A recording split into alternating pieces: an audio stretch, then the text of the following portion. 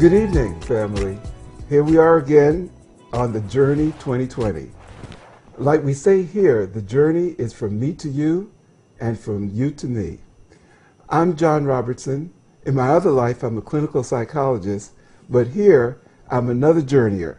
And journeying with me tonight, we have a wonderful journey that we're about to go on.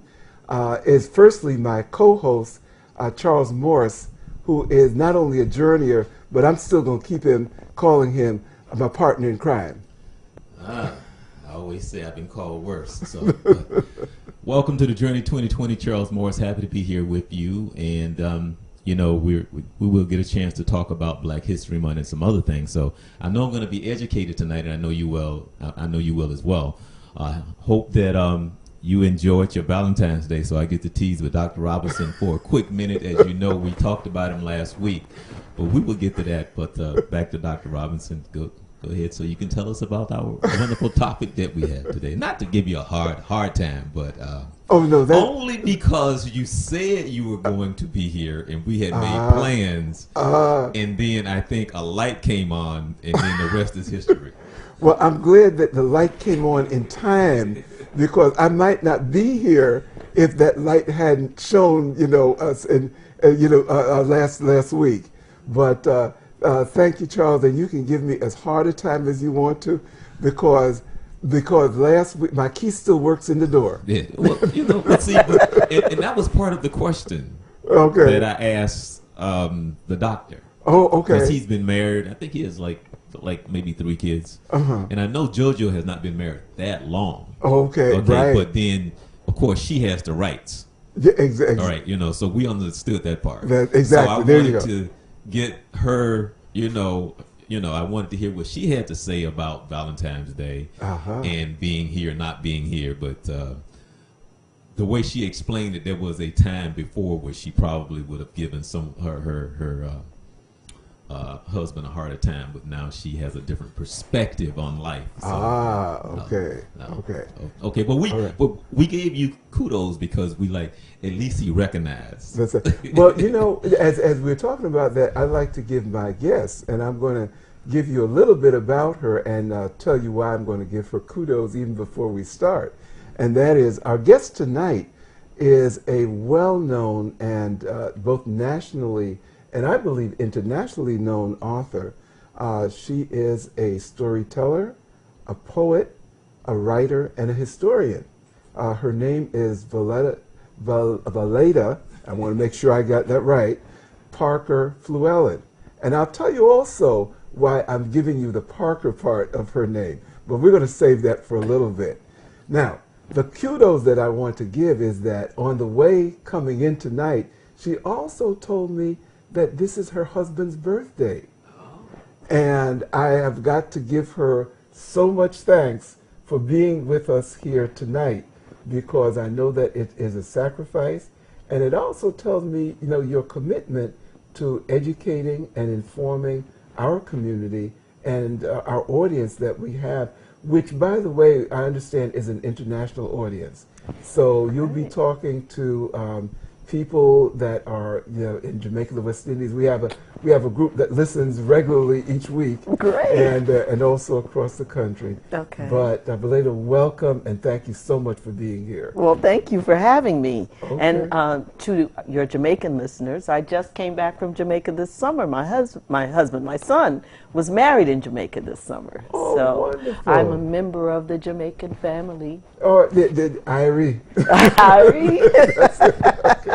Can I ask how long you've been married? I've been married 42 years. There you go. All right. See, it's there. See, they're talking to each other right now. Oh, okay. See, that's how that works. There you go. There's a little telepathy that's going on. That is wonderful. Well, Valeda, in terms of our subject with Black history, many of our folks have said that in terms of Black history, why do we have just a month? And also, it is the shortest month in the year. Yes. But as I understand it, let me ask you, how did Black History Day, as I understand it, first come about, and how did it become Black History Week and Black History Month? Well, As far as I know, Carter G. Woodson was responsible for initiating Black History Week in 1926. Carter G. Woodson is the founder of the Association for the Study of what was first Negro life and history, and then it became later, today it's called African American life and history.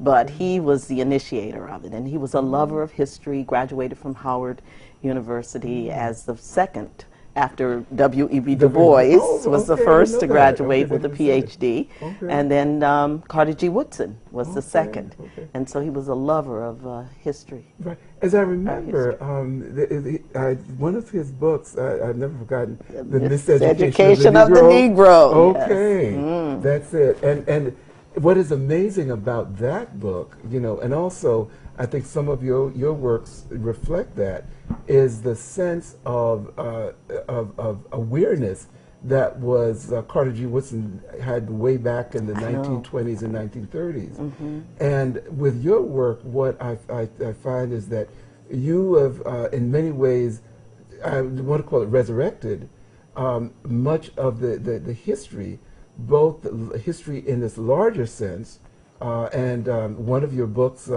I just noted here, and that's called Jesse Leroy Brown, First American Navy Fighter Pilot. And you developed a documentary on that. Yes, yes. I did not write a book. I developed a documentary and an exhibit called The Pilot Lights the Way, which was an exhibit about Jesse Leroy Brown, the first African-American fighter pilot. Okay.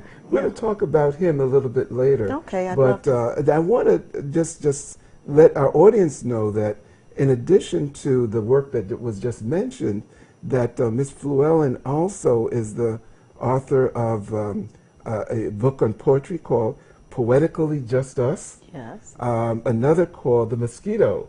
Yes. And I'll have to ask you what that one is about. Oh, God. Okay.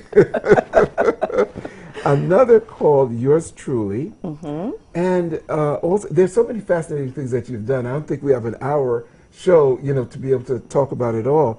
But you're also the author of Jack and Jill, Incorporated into the New Millennium. And here I note that it's the history of the oldest African-American family organization, you know, in our country. Yes. And that is amazing. And I grew up knowing about Jack and Jill, et cetera, but never knew any of its history. Yes. So, you know, I want to thank you for that. And from what I'm understanding, your most recent book, The African Americans of Sanford. Yes. One of the significant things about the African Americans of Sanford is that Sanford, as our audience may recollect, is also the site of the Trayvon Martin murder and trial. You know, but I think what your book brings is a historical context of just where Sanford came from, what it's about, etc. And so, again, we're going to go back to that in a little bit. But I wanted to talk about, aside from Carter G. Woodson's creation of Black History Day, from what I understand, how did it get to be a week then a month? It was legislatively made a week and then a month. And then a month. Right, right. The legislators. So it became a national holiday.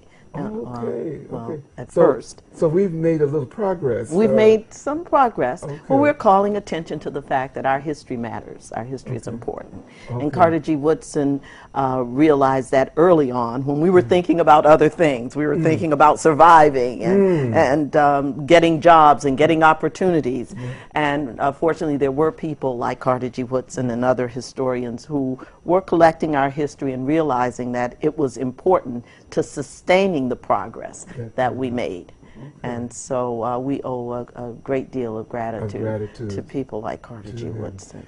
As you mentioned that, I remember we were talking on the phone, and I had said, I think one of the questions that I'd asked is, how did you get interested in history and historical kind of information?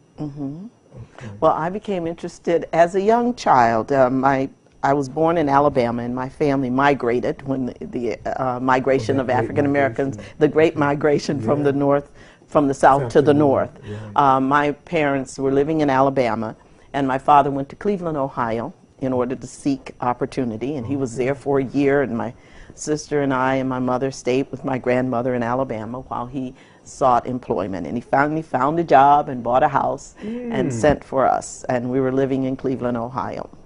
And my mother found a job as well. And every Wednesday she would go to the library and she'd bring books.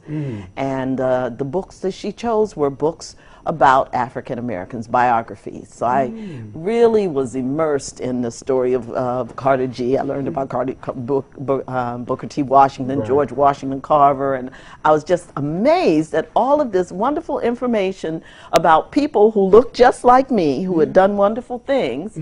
But yet, when I went to school every day, I heard nothing about these people. And when the subject of blacks came up, it was normally about slavery and their role in slavery.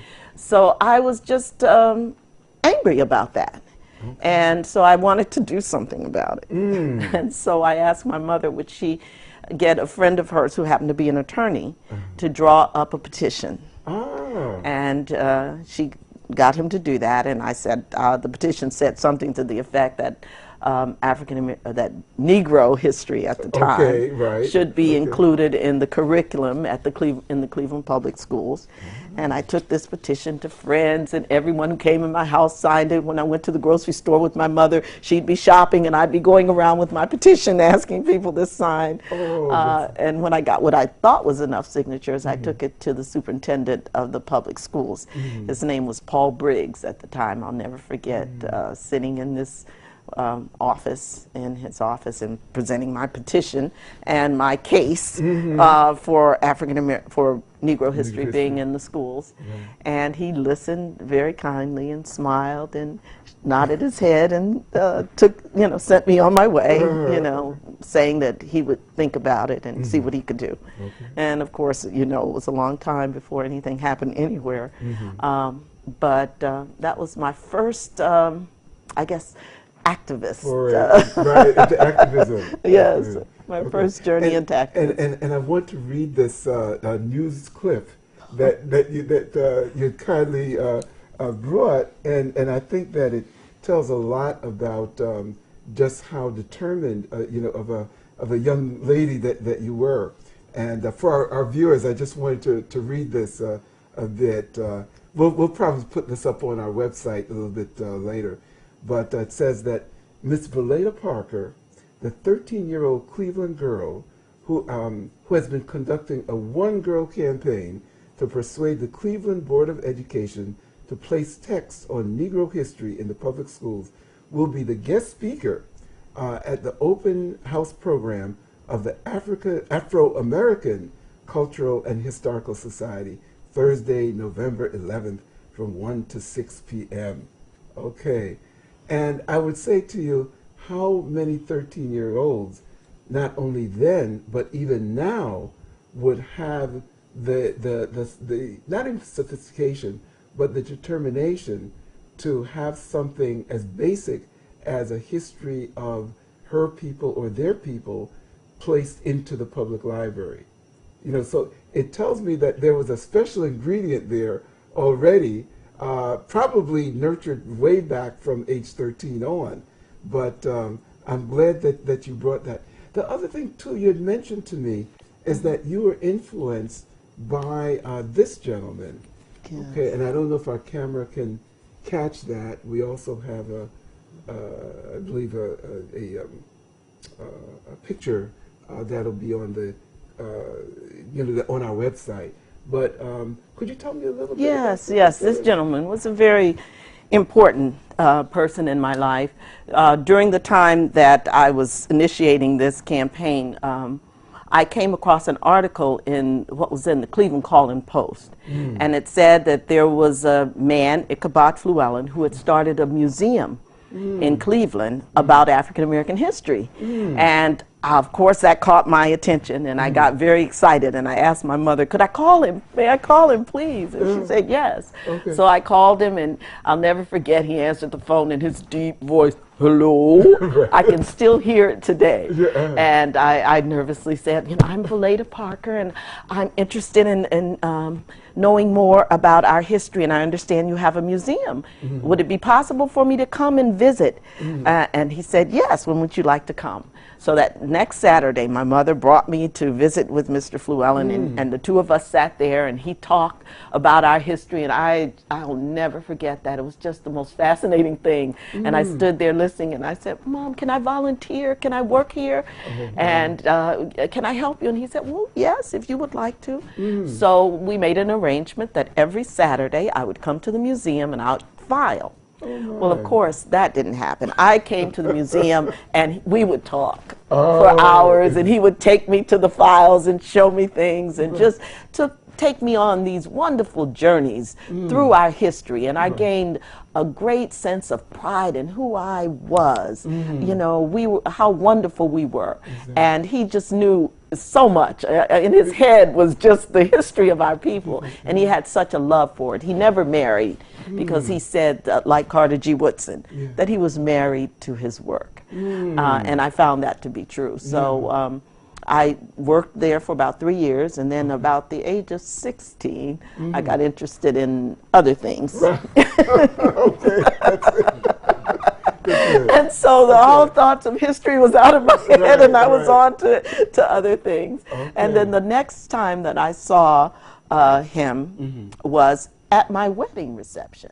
Oh my. And I was surprised to see him. And I thought, what are you doing here? And he looks at me and he says, you married my nephew.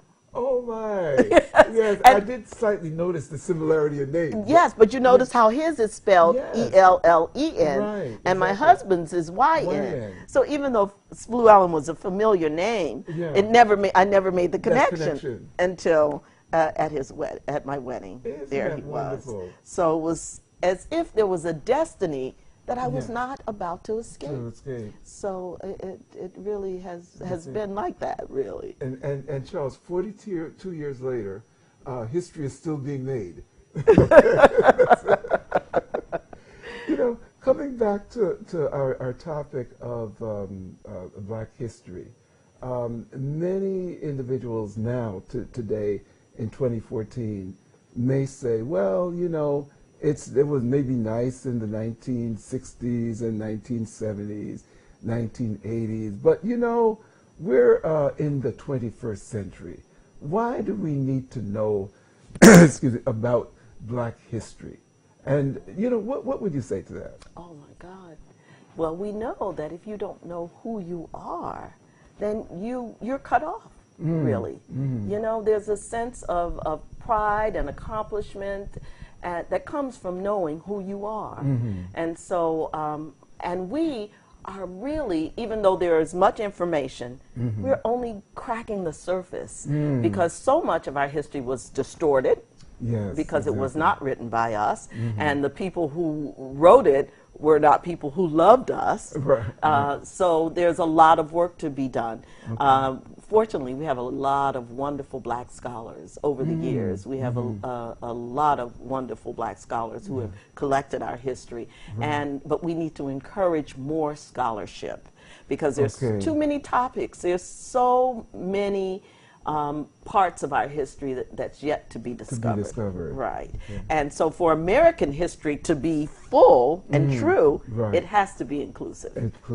You know. So the need is still there and very strong for those gaps in history or the misinterpretations of history, you know, to be made right. Okay, that's so important. You know, as you're talking about that, I come back to the your documentary on Jesse Leroy Brown, and I would bet that there would be a few individuals, perhaps outside of this area, because of your book, that may know about Jesse Leroy Brown. Do you want to just inform our audience a little bit? That was a wonderful project that came my way, and it came right after I had finished my work on the African American of Sanford book. And I had been engrossed for years on the history of Sanford. And my husband and my family were like, stop it with Sanford already, you know, and I thought the universe started at Sanford and folded into Sanford. Right, that was okay. my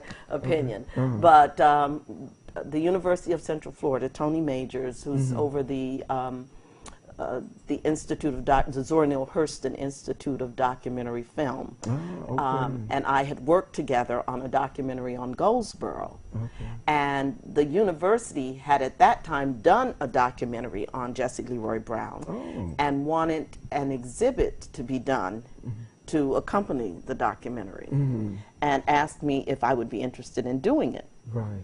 And I thought, well, this will be a good topic away from Sanford, okay. and into something that I knew very little about. I knew very little about the military, other than the fact that my father was in the Navy. Was it okay? My father was a Navy man who looked very much like, when I held the picture of him and Jesse Brown, they looked very much alike. Yeah. Okay. So I knew that, but other than knowing that my father served in the Navy, I knew very little about his naval career or anything. So here was an opportunity to do the research and to find out more about this famous Navy pilot. Right. Well, what I found out was Jesse Brown was from Mississippi, Hattiesburg, Mississippi, and he had wanted to fly since he was a little boy. And he went to Ohio State University and was refused entry into the aeronautical program, but joined the Navy ROTC. And he went on to join the Navy and become a fighter pilot. Well, he fought in the Korean War and was flying over Korea when his plane was shot down by enemy fire.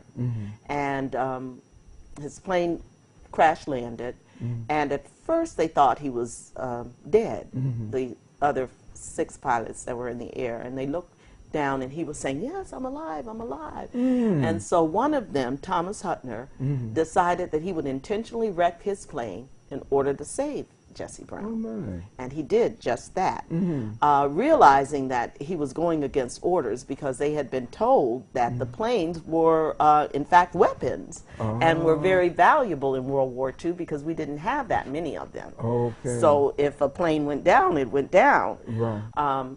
But in spite of that, this unlikely character, because Thomas Hutner had grown up quite different from Jesse Brown. He'd grown up in Massachusetts, a child of privilege. He graduated from West Point during the same time that Wesley Brown was at West Point, and 8 other black people had come through West Point and not done very well. Right. So this unlikely character becomes the person who decides that he is going to rescue Jesse Brown. Right. But when he got to the ground and he went over to Jesse, he found that his leg had been caught in the fuselage. And he didn't have much equipment and wasn't really able to dislodge him. The rescue helicopter was coming, and he knew that, one, it couldn't carry that much weight, and that it was going to be getting dark. And so Jesse was falling in and out of consciousness. And eventually he ended up leaving Jesse in Korea. And 2 days later, the Navy napalmed his plane and the remains so that no enemy could get the. So Thomas Hutner, thinking he would be court-martialed, was called by Harry Truman and presented with the Medal of Honor. Yes. And so it was an interesting, in my research, when I called Thomas Hutner, you got a chance to actually talk with him? I called him. That was a part of the research for the exhibit, was calling those who had served with Jesse who were still alive. And Thomas Hutner was certainly one of those that I would want to speak with.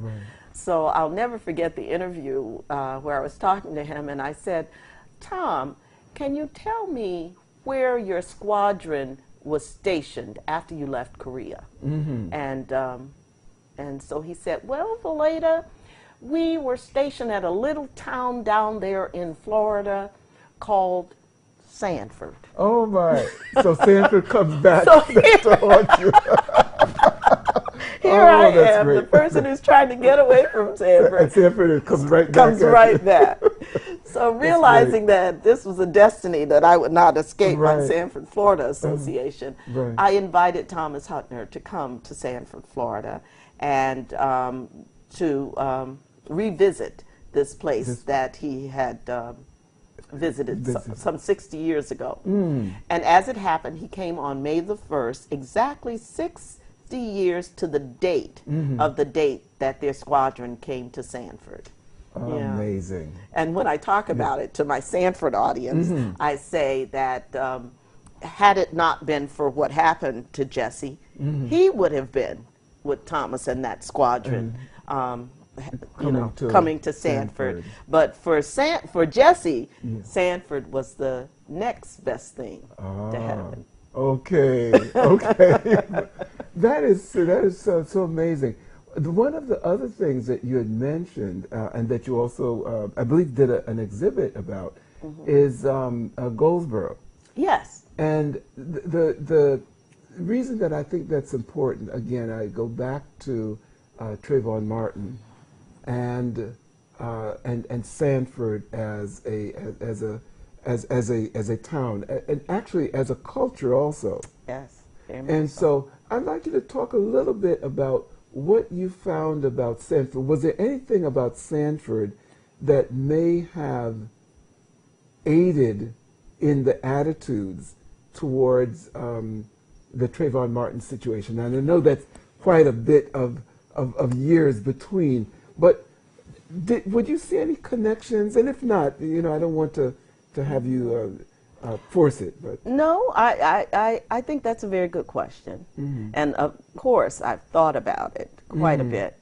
And it was, having researched Sanford for a long time, it was no surprise to me that Sanford, and I'm going to put it, was uniquely chosen to be the place where justice for African American men would be tested. And I think that was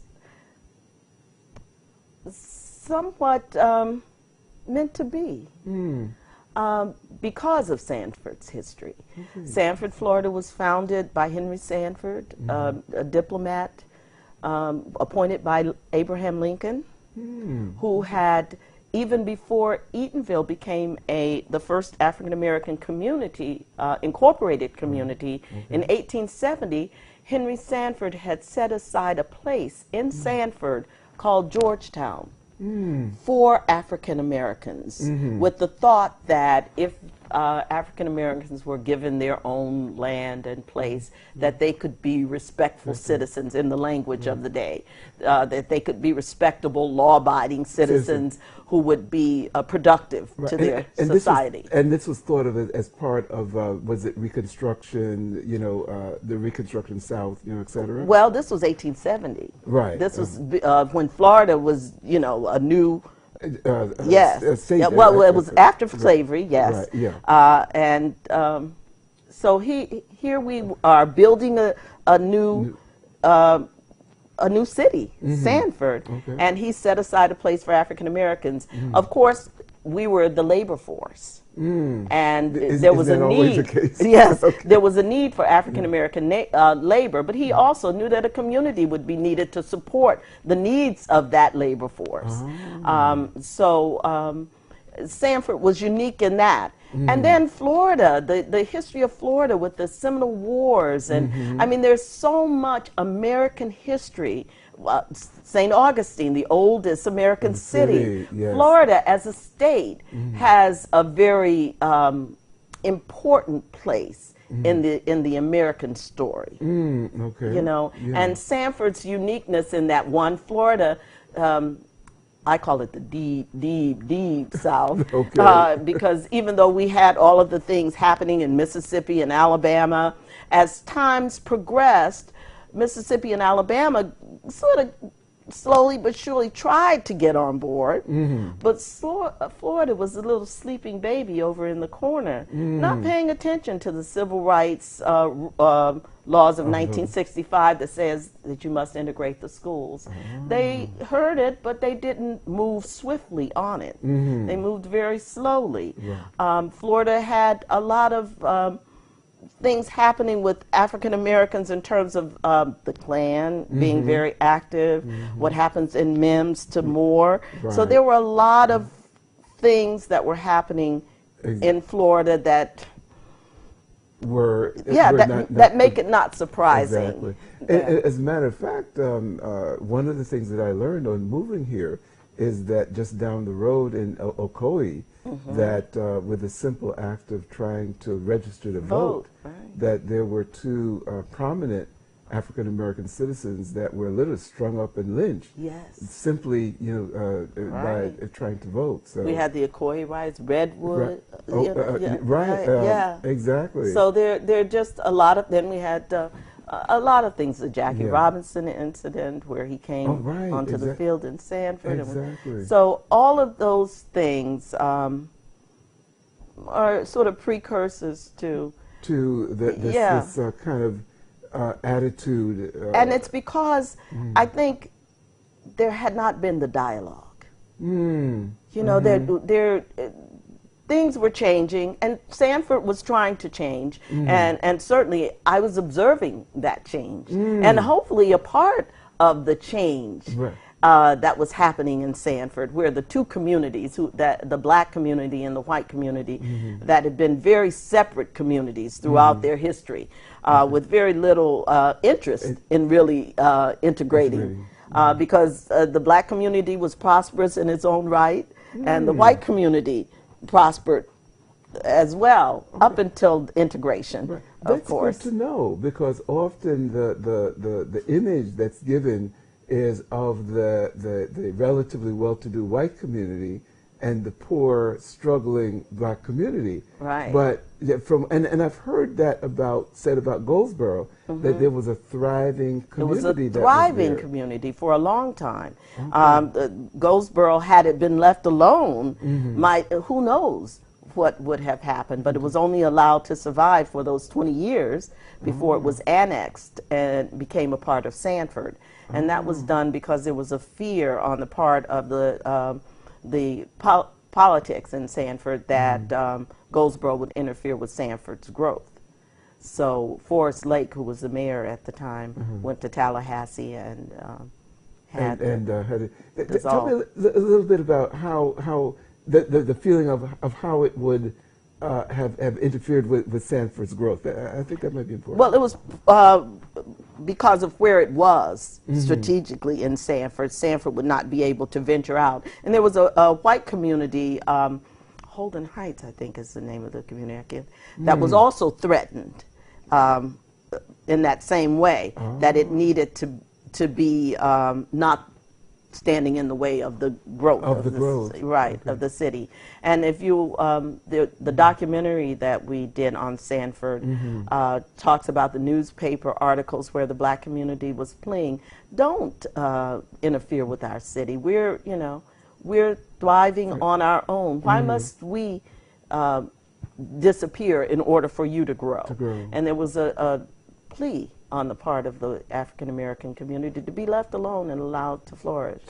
Yes, but it didn't happen. You know, it's such a familiar story because in the North, I remember that during the 60s and 70s, there was this great move on, urban renewal. And I remember friends of mine said, yeah, that's what other folks call it, but we call it Negro removal. Okay. Yeah. and because what had happened was that in some of the more desirable areas of cities, and I grew up in and around New York, the more desirable areas of Yonkers, New York, of White Plains, New York, which is now a corporate capital, just outside of New York City, the area where you now have upscale malls, corporate offices, etc., used to be in the heart of the black community. And so people were uprooted, and there was an infrastructure that was there. And not to stray from our topic, but in a city just beside it, Greensboro, there had been a black community since the Revolutionary War that was there. But with urban renewal, all of that was disrupted. Yeah. So what happened there also seemed to have happened here with Goldsboro and with Sanford. Yeah. One of the interesting things that happened when a group of students from the University of Central Florida and myself went to Goldsboro, and the students did the interviews. It was a culture shock for the students. Many of them were white. They interviewed the residents of Sanford and got involved. We had a town hall meeting where residents from the town stood up and told their stories, and the students were filming and interviewing. And at the end of the day, the students wrote in their remarks about the experience that they were very surprised that the African American community had such a sense of family, church, that we were very religious. The one girl at the end of the documentary says, you know, I never knew that education was so important in the African American community. You know, the parents really cared that their children got a good education, and this was very important to them. Right. The church, very important in the African American community. And she said, for years, I was led to believe that they got something from us or needed to emulate us. After having had this experience, I think it should be the other way around. Interesting. Yeah. Interesting. Yeah.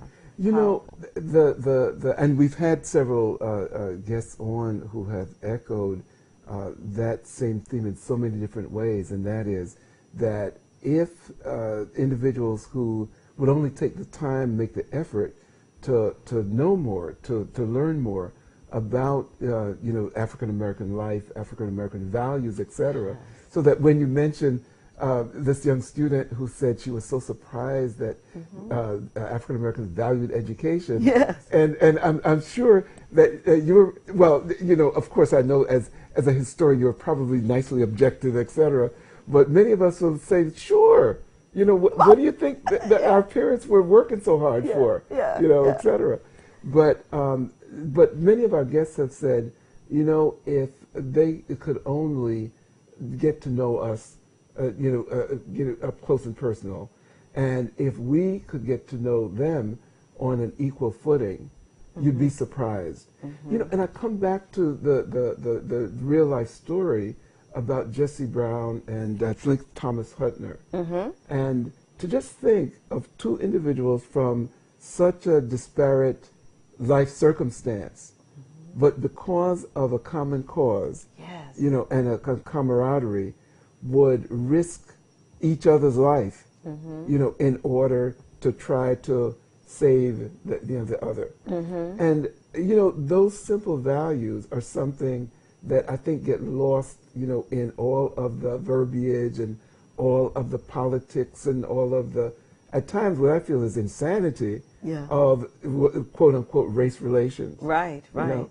Yeah. And I think that your work in, you know, raising again these historical figures, and your book on the African Americans of Sanford, talking about these individuals living their ordinary everyday lives, but who were building community. You know, that is to me just an amazing thing, and if we can just get that story told, and I'm so glad that you're writing and continuing to write, you know, and that Sanford is still living with you, you know, in one way or the other.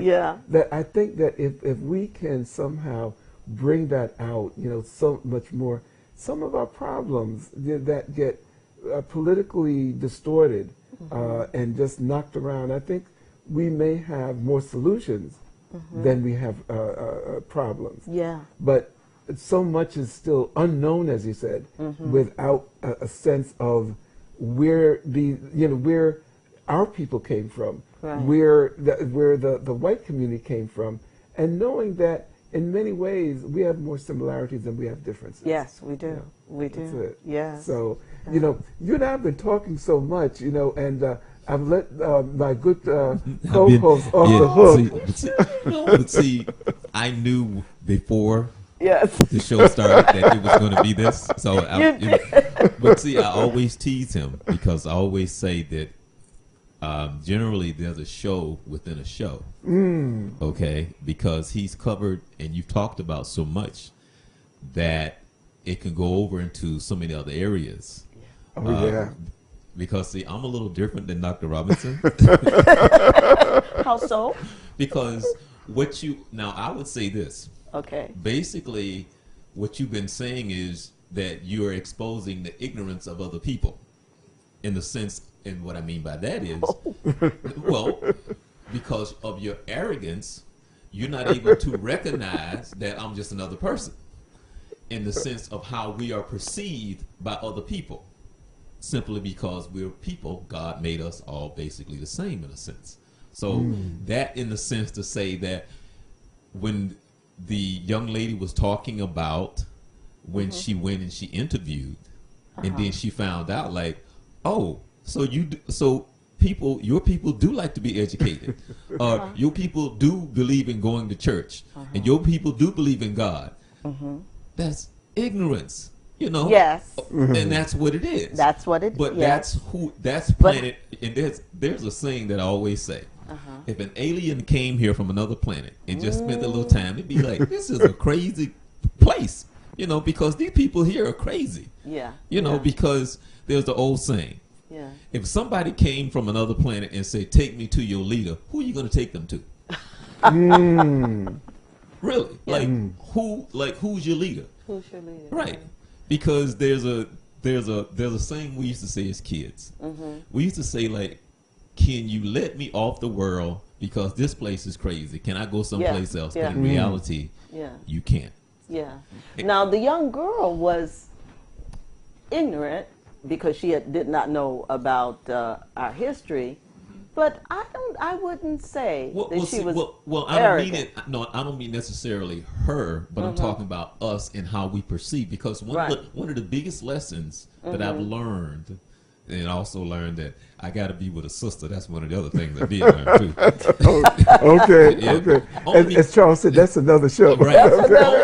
Only because of my personality. Yeah. And I think Lena Horne said it herself at one time when Lena Horne was talking, and she was talking about something that was going on, a riot and something that was going on the television, and her husband couldn't relate to it. You know, she was stuck to it, and she understood. The husband was like, "What's the problem?" Right. Okay. So when I dated a lovely woman from Guyana, beautiful, great spirit, and because I knew her, I then began to understand.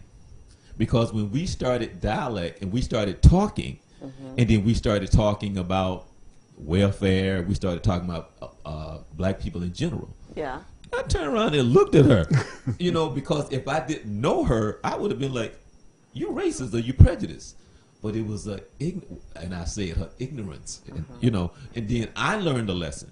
Because she didn't know, because I knew her heart, because I knew her personally, but she just didn't know.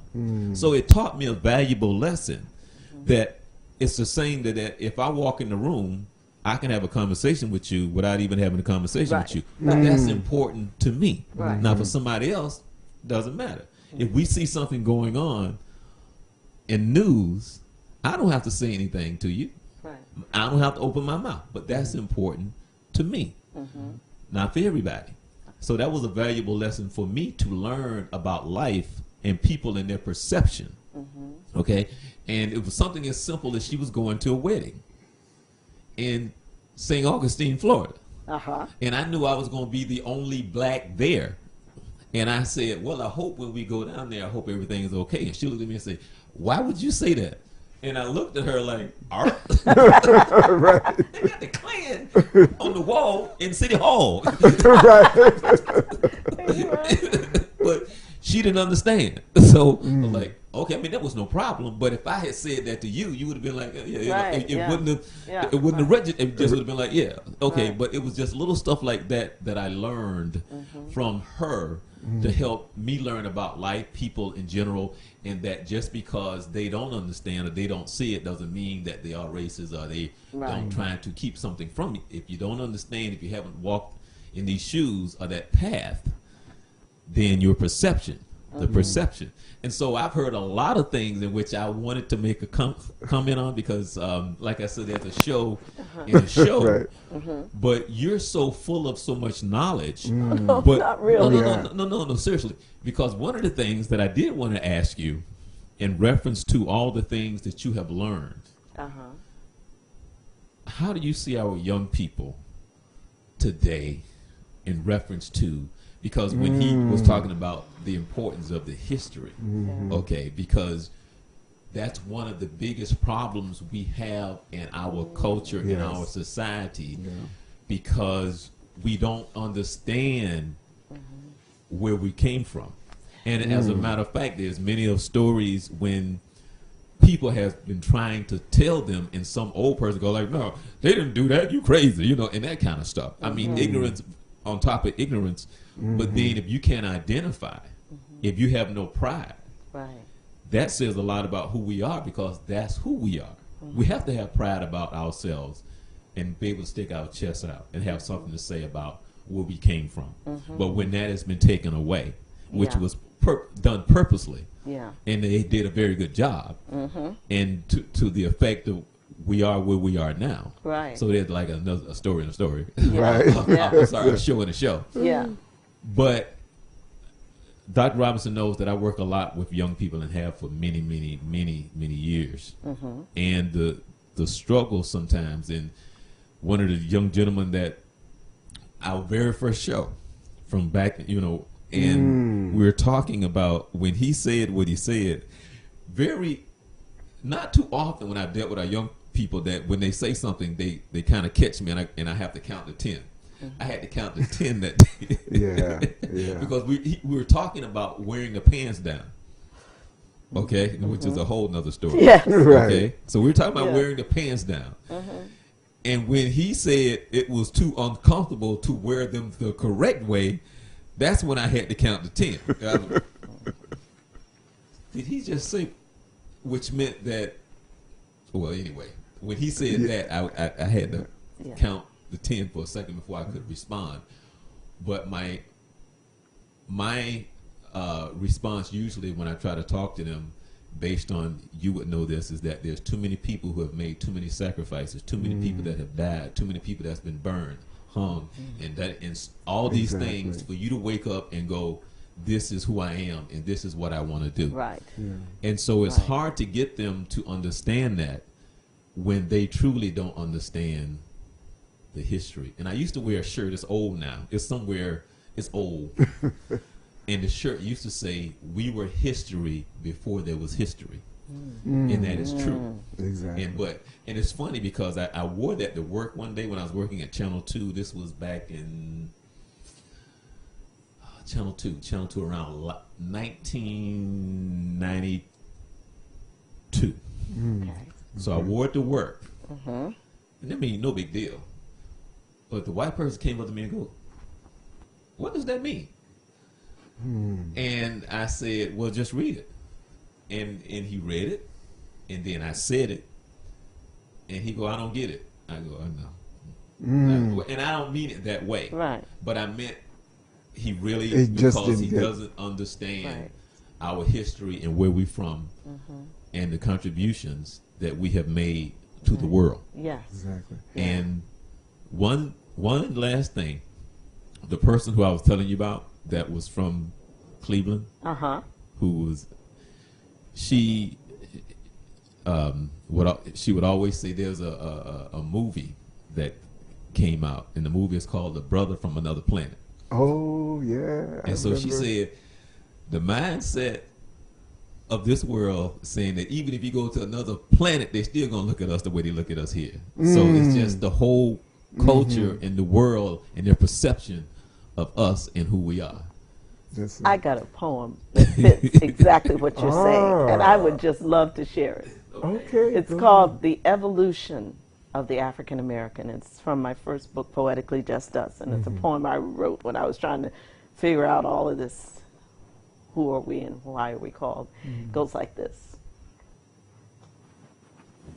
A man came from Mars and wanted to know just what color is a Negro. Well, a Negro used to be black, my friend, till old Massa put his 2 cents in. And then we became all shades, my fella, while some of us became downright yellow. I mean, we became so many hues, folk got downright confused. And we started calling all Negroes colored. Black started taking on a negative tone. And we started wishing our black was gone.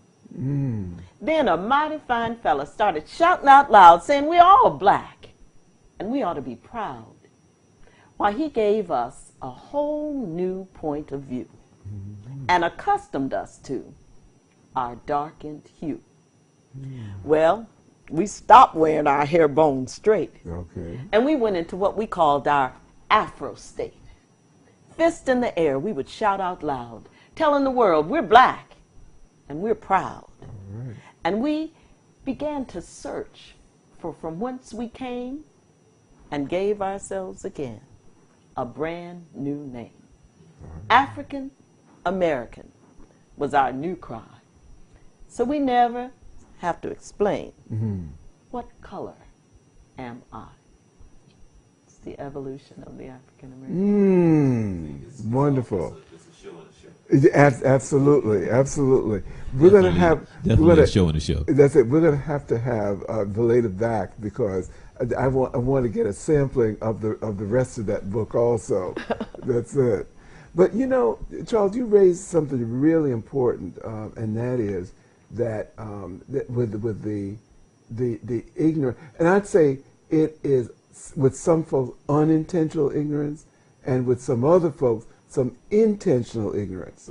And so, what I like to say, or ask Valeda, do you think that our the parents and teachers, our influences in the community, do you think that they're doing enough in terms of educating our young people, coming back to young people again, about who they are?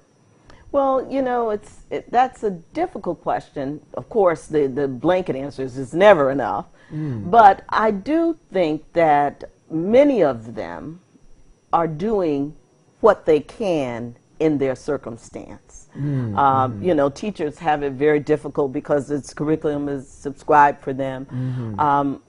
And usually around Black History Month, there's always a teacher who's trying to put together a Black History program. So there's no real organized effort on the part of the powers that be to make it happen.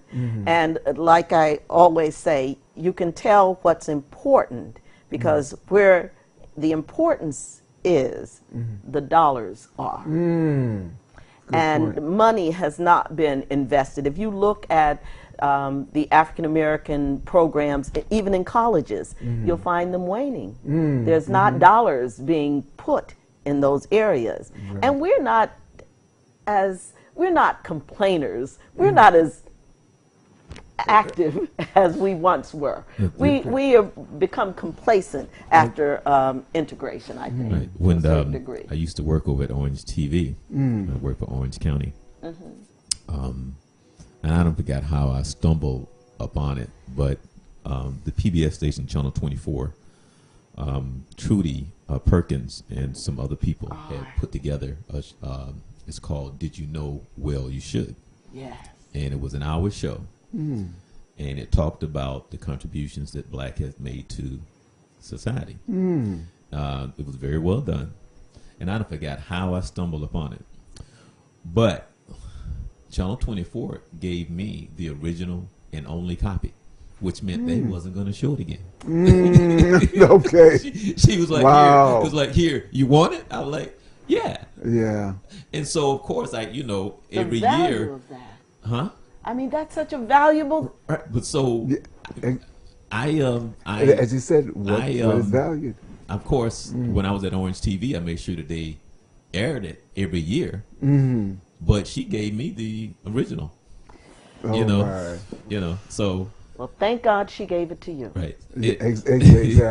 Exactly. So I'm not sure if they're still airing it over at Orange TV, but I probably should go ask for my tape back. Yes, you Right, should. right, exactly, Yes, you should. exactly. Yeah. Yeah. Because I think that gets into what many other cultures have done. There's a movie out now.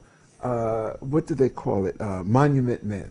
Okay, about the Allies reclaiming the arts and the treasures that the Nazis had gotten. Now, the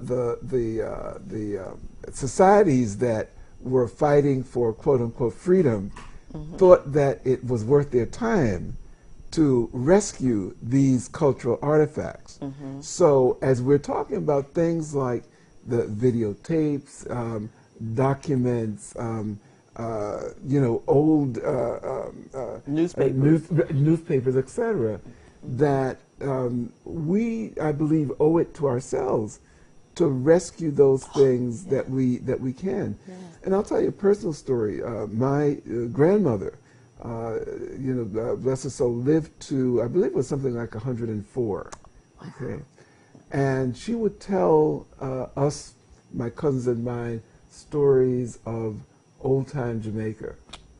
And she would tell a story about how in the this must have been 1830s, her older brother managed to somehow acquire enough, I would call it goods or wealth, etc., to be able to build a church.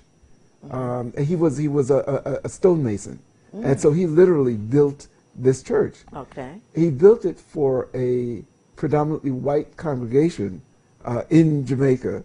Okay, and at that time, most blacks were not buried in the churchyard. He managed to be buried in the churchyard. Okay. I tell that story, and it's become a family, if you want to call it, something that's passed on, because we all wonder, how was it that this man in the 1830s or 40s managed to acquire knowledge enough to become a skilled tradesman, to be respected enough to build this church, and then at that time, the highest accolade, is to be buried in the churchyard. But the problem was no one in the family recorded that, so we carry it as an oral history. And so just now, there are some cousins of mine, and they've asked me to make contributions to that are now just beginning to gather our family history. But it has been so empowering to know pieces of that history that I say to myself, I said, I wonder how many young people are out there if they knew where their people came from. Yes. Not just the slavery part, but as we're discovering that we had achieved some remarkable things prior to so-called emancipation and prior to the ending of slavery. But again, that history is still a hidden history. That's true. So I would say to you that, again, with the work that you're doing, please continue to do it. Please continue to carry the message. And also, please continue to educate those students, like the student that was very ignorant about what black people were like. Okay. Well, no, I'm talking about there's so many. Oh yeah, she represents like exactly. And in this day, age, and time. So, what I'd like to do in closing out is to ask if there's one thing that you could say to our young people or our community about our history and what needs to be done, what would that be?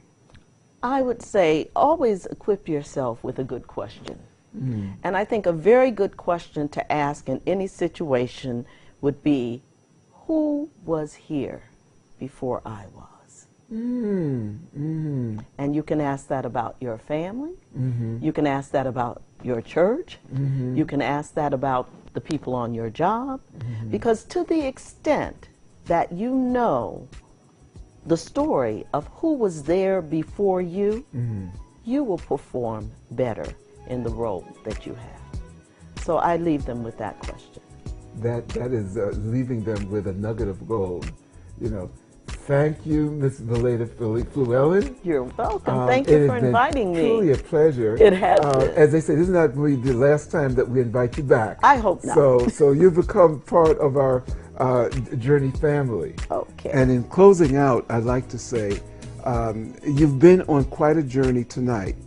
Each broadcast that we have, we attempt to take you on an essential journey. Sometimes the journey is humorous, sometimes it is very serious. But like we always say in the journey is from me to you and from you to me. Good night and join us next week. Bye-bye, family.